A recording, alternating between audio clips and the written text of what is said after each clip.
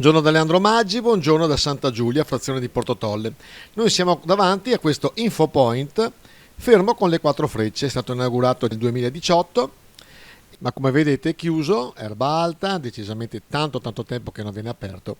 Vi facciamo vedere le immagini all'interno, proprio il giorno dell'inaugurazione. Ci dispiace che questo infopoint, che secondo noi potrebbe essere anche interessante, anche perché è sulla via dopo il ponte di barche che congiunge San Rocco, l'isola di Ariano con appunto Portotolle e l'isola di Donzella, e comunque purtroppo è fermo con le quattro frecce, come dice qualcuno.